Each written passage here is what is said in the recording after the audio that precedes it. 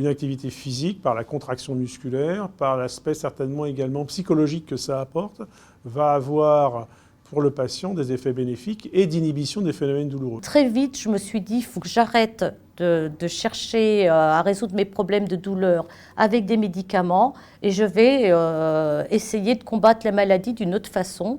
Et j'ai mis en place un plan d'activité adapté. Quand la maladie est arrivée, la course à pied, ça a été la première chose que j'ai arrêtée, notamment cette sensation de brûlure sous les pieds était insoutenable. Et j'ai transformé ça par de la marche, et avec mes problèmes d'équilibre, de la marche nordique. Je fais du yoga et du stretching parce que c'est des moments, des heures où je sens mes muscles se détendre complètement, où je les travaille en douceur, en stretching, on fait beaucoup d'étirements. La plongée sous-marine, je l'ai remplacée par de la natation. Avant, je faisais du VTT, là je fais du VTT mais à assistance électrique. Ça permet d'aller dans les mêmes lieux, mais sans s'épuiser. Pendant des années, très clairement, on a préconisé pour les patients avec des atteintes neurologiques de se mettre au repos et de respecter leur fatigue.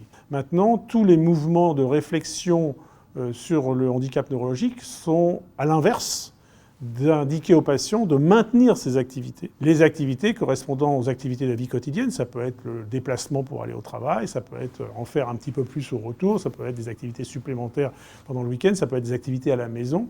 Mais l'ensemble des activités physiques actives, non pas les massages du kinésithérapeute, mais le travail fait par la patiente, a à l'évidence des effets favorables sur la perception de la douleur. Et au fur et à mesure des entraînements, il y a une sorte d'addiction positive qui se met en place. On est impatient de faire la séance, on sent qu'on en a besoin. De toute façon, rester dans son canapé, c'est pas faire disparaître la douleur parce qu'on ne fait qu'y penser, on ne fait que la ressentir.